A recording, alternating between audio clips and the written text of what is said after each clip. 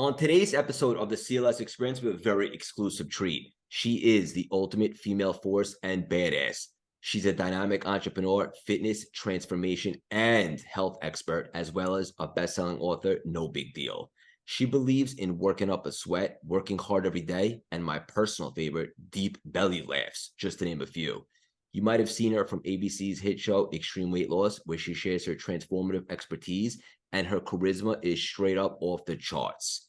She's empowered millions of people across the globe through her Transform brand as a fitness coach and voice of reason, and her ability to motivate, change lives, and cheer people on is second to none.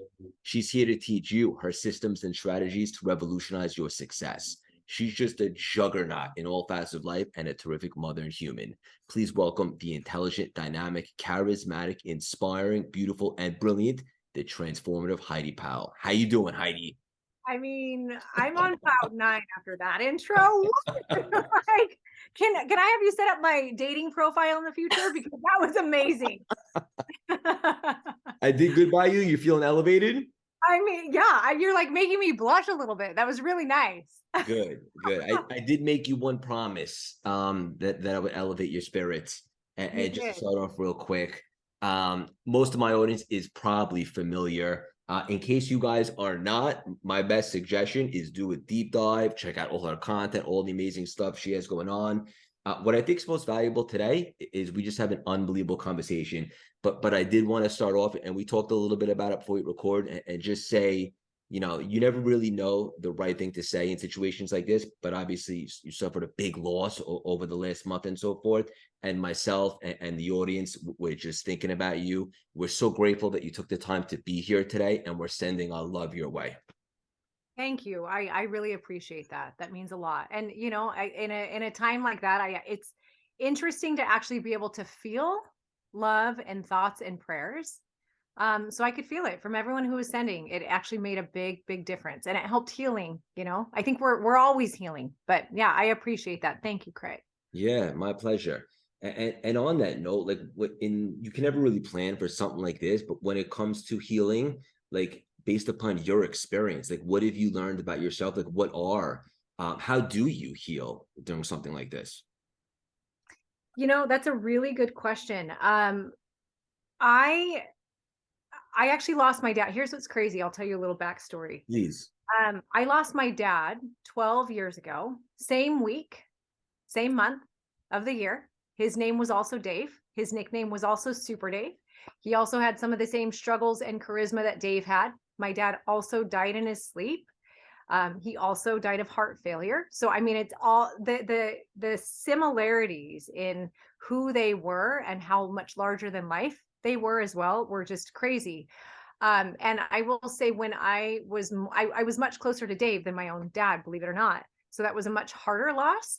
But the way that I mourned and healed my dad was very different than Dave. And I feel like I was almost given a second chance. Healing was hard with my dad because I didn't let myself feel the feelings. I made myself wrong. If I was crying, I made myself wrong. If I was not crying, I made myself wrong, saying, why am I not crying? Right. I also didn't know what I believed existentially with my dad.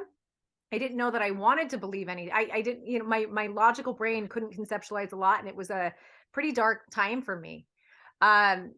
However, with Dave, I have come so far in 12 years. And I think one of the biggest things I've learned that I allowed to guide me. So one thing I had just put on social media this morning is, when hard things happen, I have the choice. I can either use that as an excuse to go back to my own patterns and behaviors, or I can use that as a reason why my habits matter, why I want to make my life the best possible. And that simple thing of, okay, there has not been a day since Dave passed that I did not get my workout in. There has not been a day since Dave passed that I did not pray morning and night. There has not been a day since Dave passed that I did not make sure to take care of myself and my soul, because that was a wake-up call for me. Like, man, he didn't get the opportunity to make it to tomorrow because he put everybody else before himself and before his health. He was so conscientious of everyone. It was big for me to take care of myself. So that helped healing. And then I think allowing myself to feel and not make myself wrong. I think even as people who were helping me through, you and I had talked about it before, and you just said it. You're like, I don't even know what to say. Like, we don't even have the right words. And when we say something as humans, we make ourselves wrong right away. Right. And so same on the other side of grieving.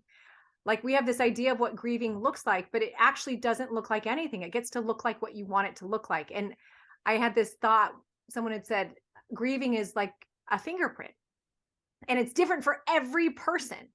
And if you can accept that and remember that, the healing actually comes. And it has made it much easier for me. Like, if I feel joy or gratitude for Dave, I don't need to hide it and cry, right? I can actually feel it. And if I feel sadness, I don't need to hide it and act happy. I can feel the sadness. So that, I would say, that was it for me. Yeah, this is so powerful. First of all, thank you for the vulnerability, for pulling back the curtain. Obviously, it's still raw and still fresh, but I think this is so helpful for the audience because everybody at some point is going to deal with Oof, sadness, right? I know. Yeah, Yeah. it's just a part of life. Yeah. It's inevitable. And I think a really good lesson that you just said, something that I'm working on, is because I used to be this masculine man, and like now I've really embraced and understood like feminine energy and so forth, to be and allow, and allowing yourself permission to feel the feels, right? And not suppress them or hide them, and let them kind of come through, right? Yeah. Yeah, yeah, I agree. I was raised in an environment with a very tough dad and three brothers, three alpha boys. And so I have always been, I've been an alpha female. I have. And um crying was not really a thing I did as long as my dad was alive, because it was like, we were kind of raised in an era where you got to be tough, right? And if I wanted to keep up with the boys or be noticed or whatever, I had to be tough like a boy. And so I actually feel you. I went most of my life relating to men more than women. And so me trying to allow that feminine energy as well has been new. Like, and it's been great. Like, when you are in balance and you allow yourself to be who you are, all parts of who you are, um, I think that's when you're in stride and you can actually live into your purpose. And that's probably, Craig, why your journey has been what it has been, because you're allowing things that you wouldn't have previously. So true. Yes. And I was looking at your content, which I suggest everyone do immediately following this episode. And one of the things you talk about, and it just reminded me what you just said, is like, in order to manifest things, like you have to be in integrity, like with yourself, right? Yeah. And if you try to suppress your feelings and stuff like that, like it's almost inauthentic, right? You're trying to avoid or abandon who you are and what you're supposed to feel. So lean into this stuff.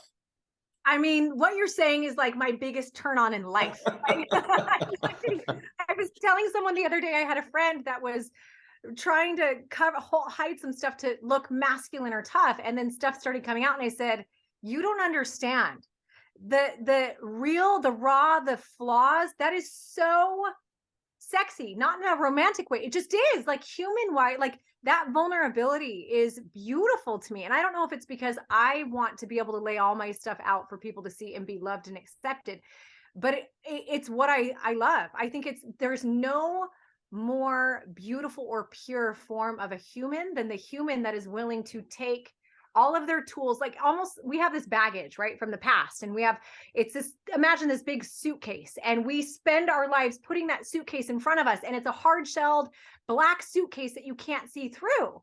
I always say, I have a suitcase, but mine's clear. It's transparent. I like the people who have the clear suitcase, because when I can see what's there, that is you living in integrity, then we can actually work with that. Then we can be friends. Then I know that the depth of my friendship or my relationship with somebody is real and it's long lasting, and that is love. And I'm not talking about a partner for your life. I'm talking about just people in general, right? But yeah, integrity is doing what you say you're going to do when you say you're going to do it. It's also being who you actually are. It's being the person that you say you are instead of acting one way and being another. So yeah, you're spot on with what you And said. thank you. And also, it's so interesting. Like when I started CLS, my brand, there was no guarantee, but there was one thing that I guaranteed to myself, and that was that after being a recovering people pleaser for the Yeah. first time in my life, if I'm going to do this thing, and at the time I had 300 Instagram followers, but I'm a bit of an introvert, which might surprise you. I said, if I'm going to do this for the first time in my life, I'm actually going to show up real, raw, authentic, organic me. And I understand that I won't be everyone's glass of whiskey or a cup of tea. And that's okay, right? The wrong people will go away and the right people will gravitate. But regardless of what happens, I can live with that. And the irony is, when I started doing that, it was like contagious. Like it was liberating. I felt so much better, like nothing to hide. And the other irony is that, especially for you, like you have a big audience in a community. Like the more raw you are, the more people connect and relate to you. I love what you just said. So you This is is great. you have a camera in my house? Are you logged into my Ring doorbell? Well, what's interesting is I've always been a pretty authentic person. However, there's layers sometimes of who we are because people expect us to be a certain way. And a lot of that, honestly, in my brand, a lot of what I've allowed to continue from my past marriage is not who I necessarily am today, but it's still there. And I just, it's like, oh, people expect this, right? Right before Dave passed, a couple months before Dave passed, I had actually had a breakdown. I was experiencing anxiety and depression for the first time in my life, August to October, end of October.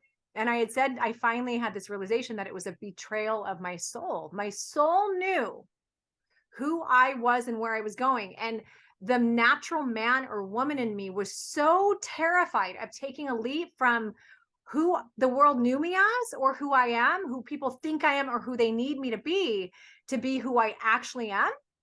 And there's a lot more depth than to me What? than you will ever find on Instagram. And that's part of the frustration, but just like, and in that though, I had gotten to a point, Dave, I was on a journey. I started breaking free and getting to this place where I'm like, hey, I'm going to be who I am. And just like you, people don't like it. I don't care. Because I believe that the people who are meant to come to me, that's me fulfilling my purpose. The people who are meant to come to me will be attracted like a magnet, right? I believe in the law of attraction. I Same. felt that I'm experiencing it in real time. And it's me living an aligned life. And um, one of the things in me, Dave passing was like, I've been saying it was the nail in the coffin to my old life. Like I had already started the process of I'm going to be, even if it means I was already shutting down half of my businesses, keeping the others and saying, I'm going to clear space and let the universe bring. And it was super scary. And then Dave passed and I'm like, man, this is confirmation right here. Like it is time for me to show up exactly as who I am, regardless of what it means, because and then I started going back to church. And my one thing, I can't think of the word right now, condition for me going back to church is I said I would only do it if I show up every Sunday or Saturday or whenever it is and speak only the truth that I know, not truth that I think people want me to speak, not true. Like I'm only going to say what I know. I'm going to speak as true and authentic, even if it means I don't fit in. Right. So I am so aligned, Craig, with what you're saying. And it's been beautiful. I don't Yeah. know what it looked like to them, but to me, right, my peace has been ever present and I'll never go back. Yeah, and you mentioned the word peace, and like when I think of peace these days, I think of tranquility. Like, isn't that the ultimate like greatest feeling? Like when you're at peace because you're you and you're just available, right? For whatever that is. And that's a really powerful word, and it's something that I strive for nowadays. Like if I could find peace and tranquility, it's just a beautiful place to be of serenity, and you know you're on the right track when you're in peace. Yeah. And you're never going to find it. Right. Yeah. Let me tell you, um, I this has been, I mean, I've taken a month. I barely have been on social media for a month and it's been I the know you most haven't. incredible thing. Yeah. And to the point where it's hard to go back to, I was saying, I don't know if I want to go back to the real world. And I'm like, what am I talking about? Social media is not, I'm in the real world. Like I've been living for the first time in 12, 13 years since my ex-husband and I had a show, and I've been in the public. I've actually been living in the real world, right? And there's been so much peace there. Like it's already there. I created peace by cutting out the noise. Like what are the things? I was having a conversation with someone the other day, and we were talking about how anytime you're living in the past, which brings depression, or the future, which creates anxiety, you are absolutely missing the present, which is the only place that peace exists is in the present, right? And so me being off of social media I haven't felt like I have to feel shame or guilt for things of the past or make up for. I also have not felt like I need to look into too far into the future because I'm not keeping up with the Joneses. I'm not comparing, right? So Right. I'm literally making food with my kids. I'm going to church. I'm reading books. I'm still taking care of the things that I need to do, but I'm very much in the present, which has been super peaceful. So my biggest concern about getting back into the social media world, which we know is not the real world, is how do I do it and protect my peace? You won't find peace. You must create it. You have to Yeah. know yourself, know your boundaries, know what is pulling you this way or that way, and protect that, build walls, right? Or standards that keep. Yes. Yeah, you want anything to infiltrate that bubble of serenity. And even me to this day, like I am very intentional with my relationship with social media, but sometimes I get got, right? And it's just it's challenging to navigate. Yeah, Um, even when you're aware, yeah, right? Um, but yeah. at the end of the day, it is a lot of, I don't want to say nonsense, but like what you see is not necessarily true. So use it for the right reasons, and if you're seeing other people win, clap, good for them. Totally. And try not to compare. Yeah, it's really bittersweet, right? It's a blessing and it's a curse. It's like it's a wonderful tool. And to be honest, I'm not huge at looking at other people's content. I never have. I didn't even have social media until I was on a TV show, which I did not plan on being on. And I had to get it. I didn't have MySpace. I didn't have Facebook. I was a mom, right? MySpace. Yeah, I'm old enough for that, but I didn't have it. Um, but yeah, I had social media only because the producers and my publicist at the time was like, you got to be online. So I've never really struggled like many people looking at other people's content. What I've struggled with is comparing myself to me, right? Mm, I am the worst at judging. Like I've had a really hard time even allowing a team to help me with social media because it's like I got to give all of me and more, like under promise over deliver, right? That's kind of yes. been the name of my game. And it up until December, November, when I had made this big change, I had been in hustle, hustle, hustle. And why was I there? I'm still a hustler. I have to tame myself from I know hustling you right are. Yeah. now. I mean, I have 4 businesses going, and that's like half time for me. And I'm still like, but like I realized that the reason I was over delivering with everything and feeling like everything on social media needed to be perfect, which was driving me nuts, was because I, as confident as I might be or seem, was super insecure, right? We all, like, the truth is, I think we all hustle as hard as we do because we're trying to be enough, right? Yeah. And that for me, I have to be careful with that on social media, is like getting to a place where I feel like I'm not enough, whether it's created by what other people are doing or how I feel like I'm getting traction or not, right? It's a 100%. balance. Yeah, and I know you're a very serious like A-type go-getter, and I want to acknowledge you for that because it gives you such purpose and meaning, and it keeps you driven. I know sometimes you could feel like a gift and a curse, but ultimately I think it's great. I don't think you trade it for the world. And Never, never. this I is the wouldn't. most of any conversation I've ever had. This is the most unscripted in the sense that like I haven't even asked the question that I wrote down. It's just a great. These are the best types of conversations.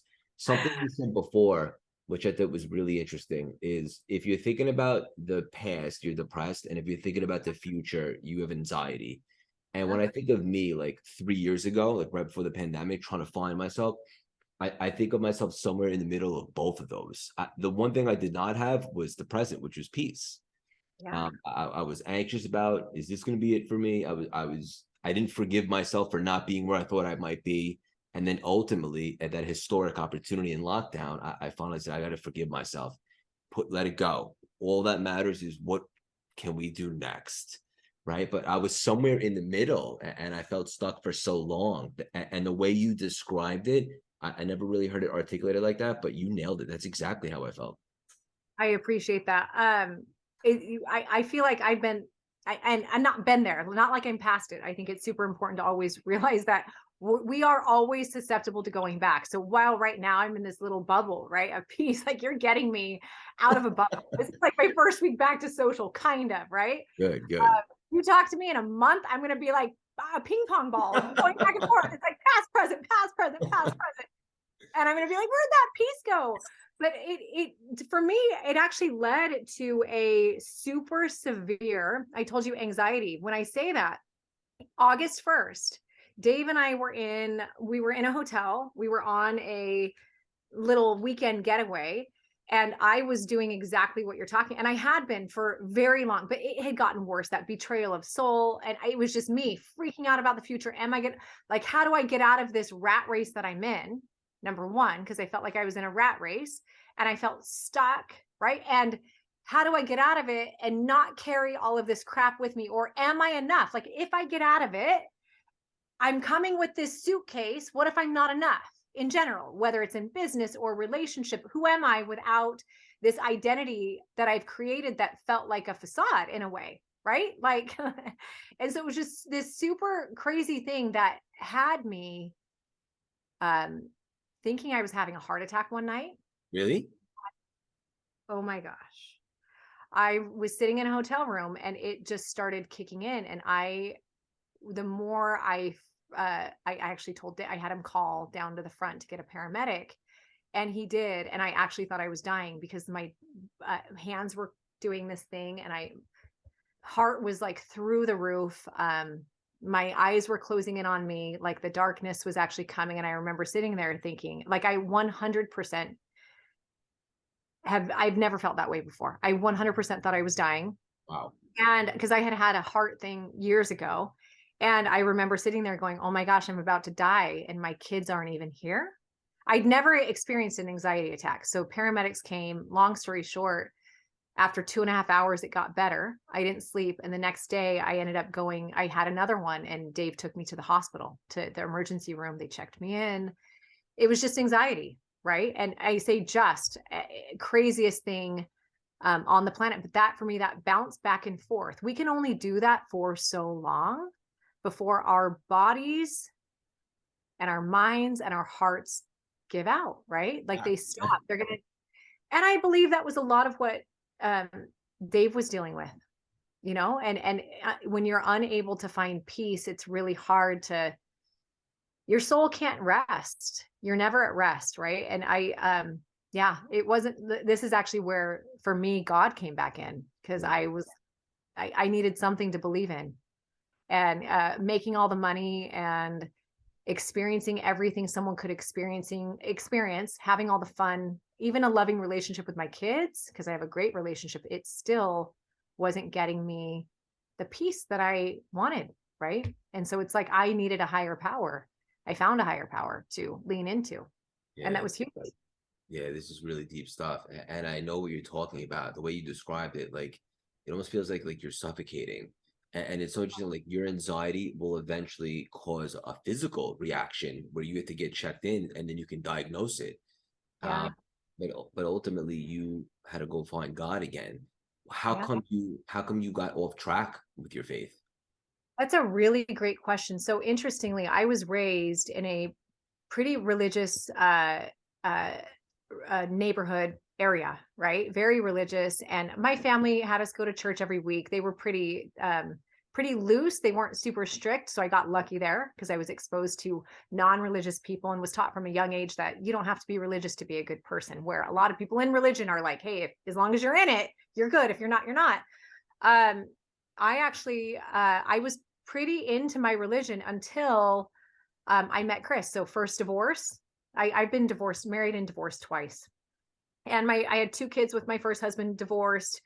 And when I met Chris Powell, my ex-husband, who I did the TV show with, for Yep. anyone that doesn't know, Extreme Weight Loss, he was the first person, he didn't know what he believed in at all. And it was my first exposure to someone who didn't know if he believed in anything, who lit like that guy was more Christ-like than anyone I'd ever met in a religious environment. Like, what is it had me real, and this has been a lot of thinking lately. It's like the purpose of religion is to bring the good word, right? And to have people emulate Christ, or whether you believe in Christ or you don't. This man who was unconditionally loving and kind to everybody, right? Loved the sinner, didn't judge. Like, that's the goal, right?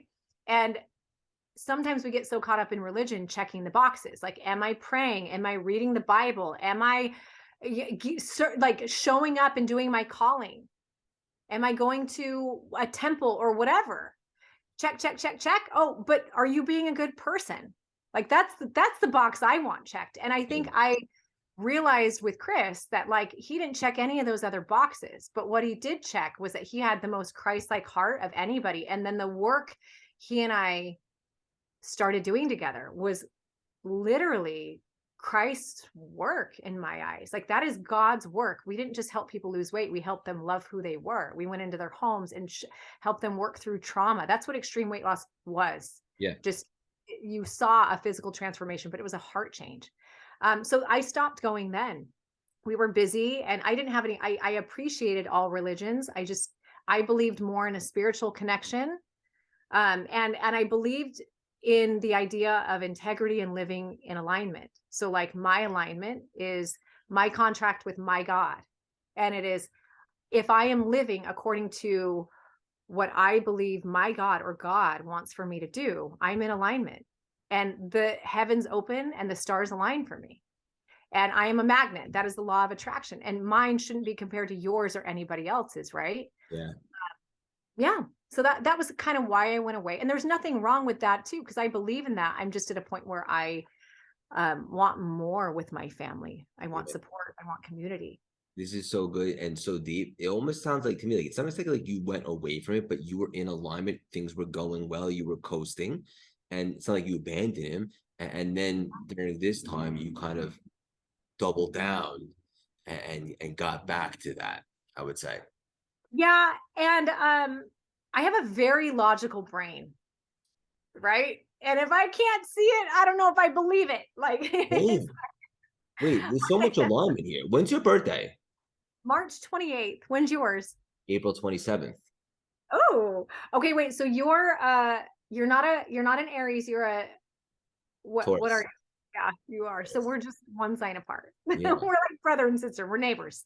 I mean, it's very obvious. Wait, so for me, like, I could never buy into the law of attraction because I couldn't see it. I was very tangible, like mindset, like work hard.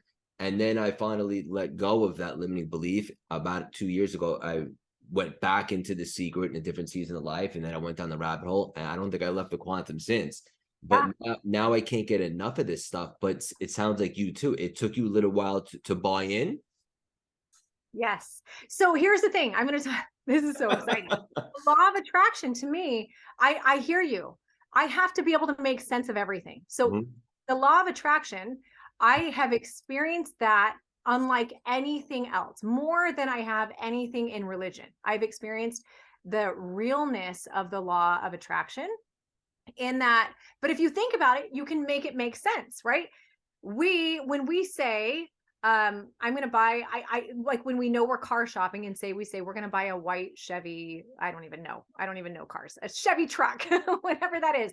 Suddenly on the road, our mind is thinking Chevy truck, right? So on the road, we're like, whoa, why are so many people all of a sudden driving them? They're not. It's the same number of people, but you have the glasses on that is looking for the white Chevy truck. That's what the law of attraction is. Law of attraction is when we put it out, when it's on the forefront of our brain, we're essentially wearing rose-colored glasses. Or I actually, for some of my lessons, I have rose-colored glasses and I have poop emoji glasses. Whatever glasses we choose to put on that day, it all exists. Yeah. But when we choose to put those on, we are going to find evidence to back up the story in which we are speaking, right? So that's all that the law of attraction is.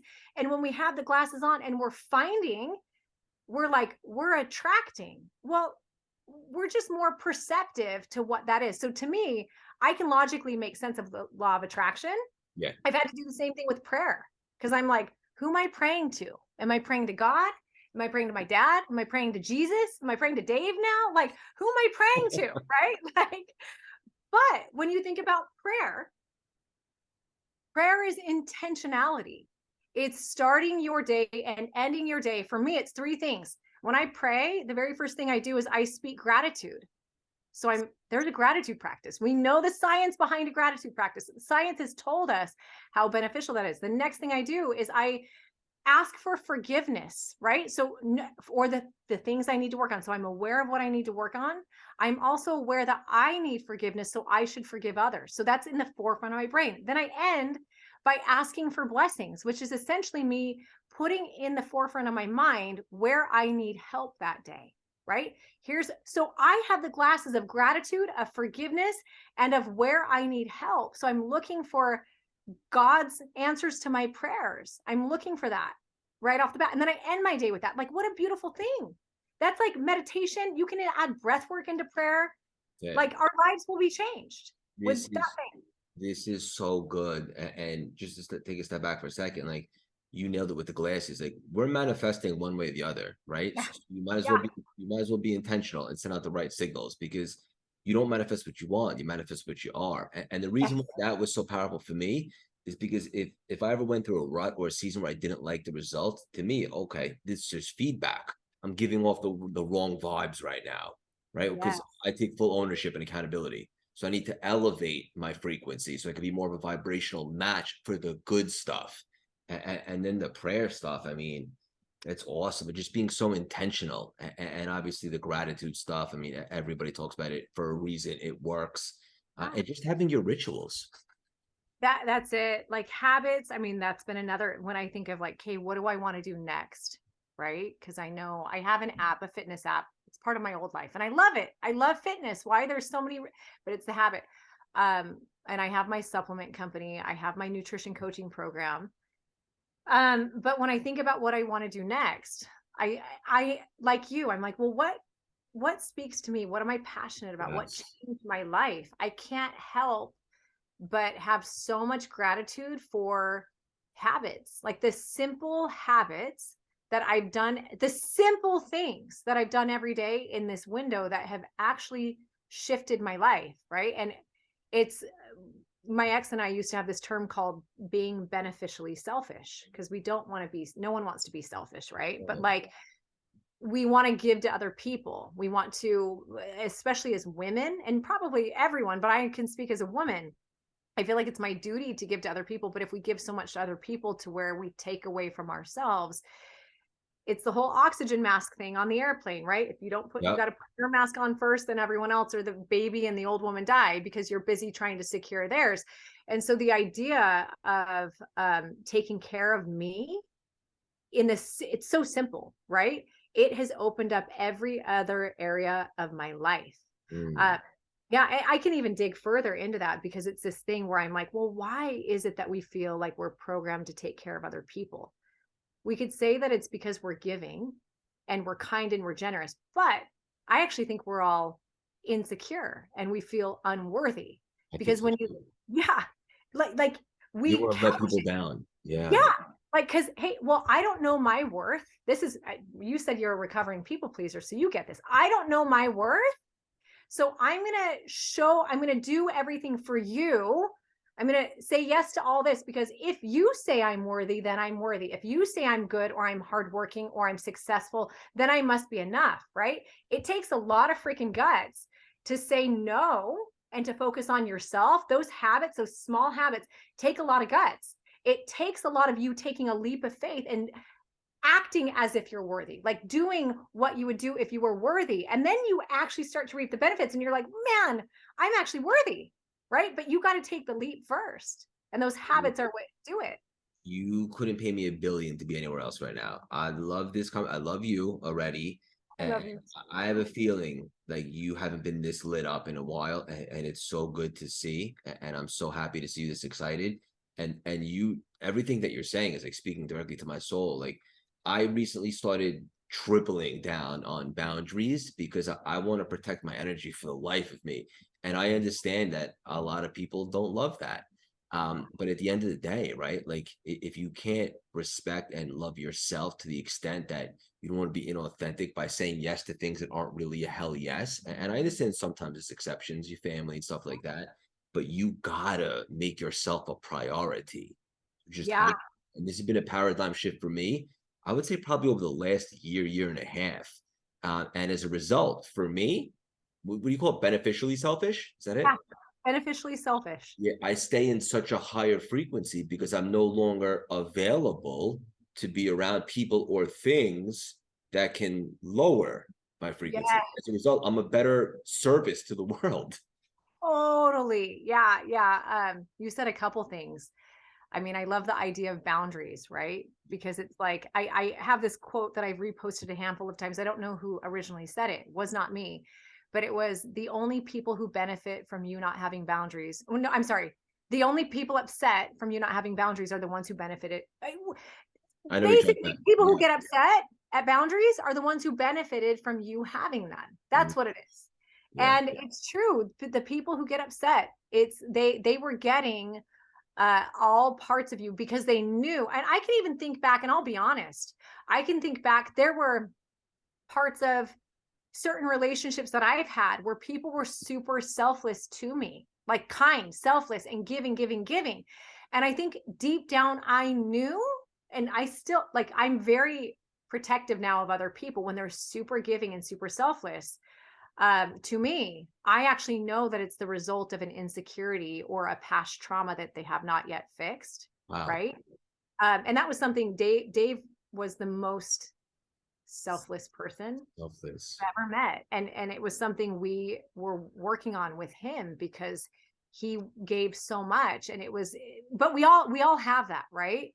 And so it's like, what is it that we need? How do we need to feel more secure setting those boundaries? Someone actually recently told me too, anytime you hear the word boundaries, get it out of your, replace it with standards, right? Because Ooh.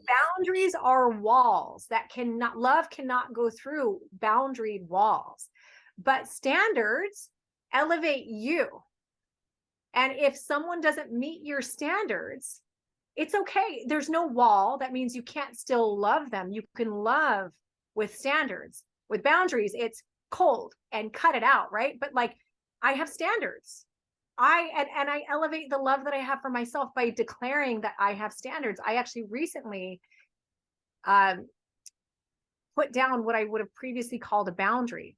And Mm, it was hard for me, especially in relationships with people, specifically men, because of my trauma. Very hard for me to ever tell a man no, hard for me to ever set a boundary with them. And I found myself in a lot of uncomfortable situations. And recently, by making that shift, I'm like, no, this is just a standard. And I can love this person beyond this standard that I have. You either meet my level or you don't. And it's okay. I love you no matter what. And that was life changing to me. yeah. This is gold, straight up. Like this is a paradigm shift. This is a nine-figure conversation for anybody that applies it. Replace the word boundaries with standards. And this probably ties back to something that you speak about often is self-love. And ironically, you mentioned before, like, yes, you help people on the show how to lose weight, but really you taught them how to love themselves first, right? Yeah, we did. It was funny because when you think about what a year of weight loss looks like, it's really boring. Like, I mean, it's like we got to eat a lot of food and we got to walk you, and that's it. And so for camera, Chris, we would have to be like, okay, let's get some tires to make it look exciting. But that weight loss was that, right? But it was never sustainable. There was a difference between weight loss and transformation. So weight loss is temporary. It's calories in, calories out. It's the number on the scale, which is just your gravitational pull on this earth. That's what weight loss is. It's temporary. It does not last. Okay. Transformation is what's happening in your head and your heart. It's learning how to love yourself. It's actually understanding the idea of integrity. That is the number one thing we teach our people still to this day in every community. The number one thing they learn is integrity. It's doing what you say you're going to do when you say you're going to do it, not just to everybody else, but most importantly to you, because you are the most important person in your world. You're the only person in your world who's affected by every single thing you do, right? And when you understand that, right? And then you start thinking, okay, how many times have I told myself diet starts Monday? Okay, diet starts next Monday. Okay, I'm going to wake up at 5 a.m. Okay, 2022, that's my year. 2023, that's my year. It's over and over and over. We are perpetual promise breakers, right? We do not believe the words we speak have no value because over and over and over, we've made commitments or made promises to ourselves that we're not able to keep. That is what leads, like that right there leads to self-loathing and hatred. That's why most people hate who they are, because what they say and what they do are two different things, right? We say, and what we teach, that the way to love yourself is to learn the value of your word. It's to have integrity. It's to do what you say you're going to do when you say you're going to do it, to yourself, most importantly. When you do that, integrity equals dignity. Dignity is self-love. It is literally the staircase to, in one of our books, we have, you know, those visuals you have where like, it's like all the different things. And then a T-Rex pops out when you like stare at it from a distance. Yeah. So we have one of those, and it's a stairway leading to a heart, because all you have to do is shift your perspective away from diet and exercise, away from weight loss, and into transformation. And you learn the stairway is integrity. It's making a promise to yourself and doing it, and following through. It's understanding that your word has to be more powerful than any reason why you cannot. And then it leads to that love. Like that is ultimate self-love. And anytime someone does not love who they are, there is always a break in their integrity. Always. We can always find it somewhere. For some reason, I just got really emotional when you were speaking, because I think like for so many people that are listening, I know a lot of people sadly are not where they'd hope they'd be, or they know that they're here for something more than they're doing. And when you described integrity, like I think most people, when they hear the word integrity, they think of like, are you an honest person? But the way that you deliver it, it's like integrity with yourself, which leads to dignity. And also, spoiler alert, like when you start to keep promises that you make to yourself, you start to cultivate confidence. And in addition, you start to cultivate momentum, which is arguably the hardest thing to get and the easiest to lose. And once you have that, now the wind's at your back. And it's not really like, what can I do? It's what can I do? And it all starts with keeping promises that you make to yourself. You just literally, you want to come teach with me? Because this is, I love this. This, the term we use is called integrity momentum. So my community, like in making a promise to yourself over time, making and keeping these small, simple promises, as simple as making your bed. I think we've all heard that speech, right? Where the general tells us to make our bed every day, start your day with a win. Those small things add up over time, and they create integrity momentum. And what is the law of inertia? An object in motion remains in motion unless otherwise acted upon by an opposing force, right?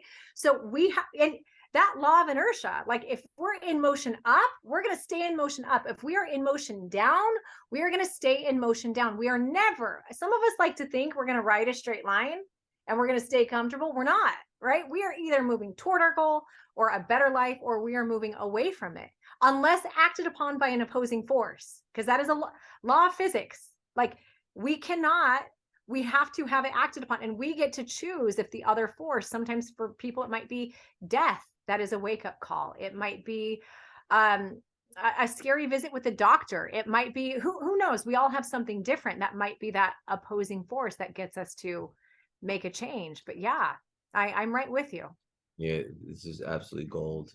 And yeah, anybody could start today, right? But by making some small promises. And also, I want to circle back to how you started it. You said that when Dave passed, one thing that you did not do was break your routine, right? And you kept those promises to yourself, whether it be working out. You said you had to miss a workout, eating right, praying, gratitude, whatever the case may be. you stayed in integrity with yourself throughout that. And I imagine most people in a situation like that, they kind of fall off the wagon, and then that begins to spiral. And that's Yeah. not to say don't feel all the feels, absolutely, but Yeah. also give yourself that momentum and confidence that it's going to hurt a little bit less in a couple months from now. But in the meantime, let me stay on my routine and keep those promises, and keep the momentum going. That's something you can control. Yeah, I think sometimes we're looking for an excuse to pull us out of our routine, right? Yeah. I Tough things either make us or break us, Mhm. and I've let tough things break me for much of my life, and it hasn't worked. The definition of insanity is doing the same thing over and over again and expecting a different result. And I am ready for a different result. I've been ready for a different result, and so I know I have to think about, okay, anytime something hard in my life comes up, I have to say, okay, what would old Heidi have done? The Heidi that I'm not proud of. That's very important. And I have to be honest with myself. She would have done this. She would have thrown her hands up in the air and she would have said, Dave just passed. I'm going to go drink, or I'm going to go eat, or I'm going to go not, I'm going to take this week off. Right. Well, I don't want to be that person that was not proud of herself. And also, Dave does not want me to be that person. Like, I remember making plans with him when he was doing his living will and trust. And he was specifically a year and a half ago said, I want people to miss me, but I want them to be their best. I want them to laugh. I want them to have joy. I want them to celebrate me, right? Everyone in our life that means a lot to us likely wants us to be happy after they pass. They want us to live the life that they wish they could be living now, right? And so that was for me, like, okay, here's how old Heidi would have responded. How's new Heidi going to respond? New Heidi, the Heidi that I want to be in 10 years, 20 years, 30, 40, 50. In order to get to where I see that woman, that soul, right? What decision am I making today? I'm going to make the decision that is, I'm going to be my best for me and also for Dave, to honor Dave. Like, I would be sad, Craig, if I died and my kids went downhill. I would be sad. Or my family or my friends. I would hope that my death sparked beauty and light, and that now that I'm gone, they'll forever remember the things that I taught them, or for who I was. They'll know how deeply I loved and they'll pass it on, not spiral, right? And we make the choice. Yeah, you just had one of the craziest breakthroughs I've ever heard in my life. I often do this exercise, like, how would the highest version of you show up, and how would they perform, and what would they do, and follow that cat. You Yeah. actually did the opposite. You showcased, okay, what would the old version of you do that no longer exists? Now that we recognize that that's not how we're going to respond this time. I've never heard that ever. That's really revolutionary stuff right there. To be honest with you, I'm going to use that. That's awesome.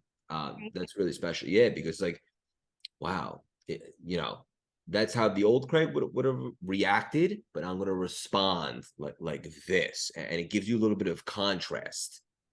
Yeah, I had heard in a sermon a couple years ago. So I still, even though I wasn't religious, I still would listen to. They had given a really great analogy. They said, because what you just said is the old Heidi, the old Craig, right? Yes, that's what we're talking about. Yep. And when you think about it, that's that suitcase that I talked about at the beginning that we usually take. So we would say, who is the old Heidi? And we would take that suitcase and throw it right in front of us. And so as we try and run, we'd trip over it, right? But it's there for a reason. Number one, though, we got to make sure that suitcase is clear and transparent, right? We need to make sure we can see all, and we're not acting like some of it doesn't exist. We need to know. And why do we need to know? We need to know so that we can use it as a tool. So someone once said, there's a reason why in a car, the windshield is 100 times the size as a rear view mirror. But the rear view mirror is important. Like, we must be able to look in that rear view mirror and see the past. Why? So we can learn from it, so we can understand what we need to avoid. But the forward view, that perspective of Craig in 10, 20, 30, 40, 50, where does my soul want to exist at the end of my life? That's the most important one. So both have importance, but it's understanding you're not going to drive looking through the rear view mirror the whole time, right? You're going to make sure you can see it, but you're going to look forward and be in the present. Yeah. My goodness. Two things. Number one, we're gonna bring you on for a sequel. Um, and number two, I can't wait to build a friendship. And Oh, and thank I know for certain, like whatever's next for you, this next season of life, is gonna be really magical and really special. And you're, at least today, based upon this encounter that we have right now, like you look like you're in a good place. You have some peace, at least for this moment. And you've learned so much, right? And you can't put a price on that. And you've been through so much. And I get the feeling like you're not going to waste any time moving forward. Thank you, Craig. I appreciate that. I just want to second all of it. Like, it's not very often that I find somebody who I can connect with in this way. I feel like you and I could talk for 7 hours, and that's it. That's a big deal. Yeah, Not many people can keep up with with I understand. the things I have to say, and you are like, Yeah, I appreciate that, and I feel exactly the same. For the audience, obviously about 4 or 5 million now, they're very loyal and engaging. What's the best way for all of them to support you, Heidi? I mean, this is where I'm not good at asking for things because I don't know. I mean, whatever's next will be on Instagram.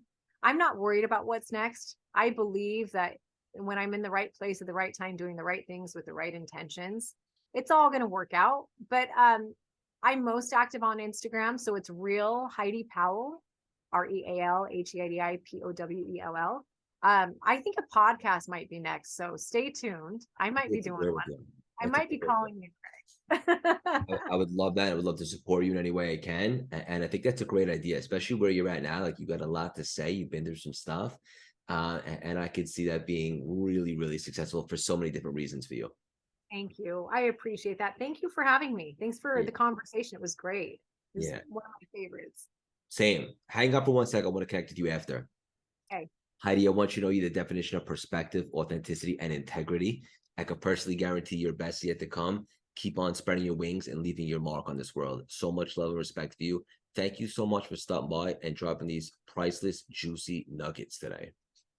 Thank you, Craig. That was amazing. Oh, I'm thank. flying. So am I. You have a really wonderful way of engaging with people. You're like a muse. You are. You just kind of get people to go. You are gifted and talented. You are living in your purpose. You're doing what you're meant to do. Thank It's you so awesome. much. Yeah, Yeah. I received that. Look, it took me 35 years to find myself. Well, could be But 40, so you're good. how old are you, if you don't mind me 41. asking? I'm almost 41. Just getting warmed up. Yeah. I feel like it. Like in some ways I'm like, okay, I got to start like getting filler and doing different Yeah. things. And in other ways I'm like, you know what? The beauty is actually the stuff you can't see, you know? Yes. I'm telling you, I know I just technically met you for the first time today, but there's something about you that you have a lot of perspective. And I'm really excited to see what's next. I appreciate that. If you Let's ever stay need, connected. hey, yeah, do you have my info? Let me drop my number in Wow. here. And Let me, also, do you run your own Instagram or do you have a team? well, for the last month or two, I actually had a team start doing it. And then I stopped. So I before Dave passed. Before that, it was me, but it was just inconsistent. So I was like, all right, I got to get someone in and I got to start having them, pull old clips because I've done so much speaking. Yeah. Um, I got to stop micromanaging and controlling it because it was consuming me. Yeah. I Uh, understand. but I do my own stories. I just haven't been as active. Okay. Uh, yeah. We'll support each other there. I'll DM you in a little bit and I'll follow you. And then also let's exchange numbers. Hey, great. I was looking for the chat box so I could put my number. Well, just DM me and I'll You have your phone or no? I can give you mine. do And I know? It's shoot better way to do shoot me a this. text. Okay, what's your number?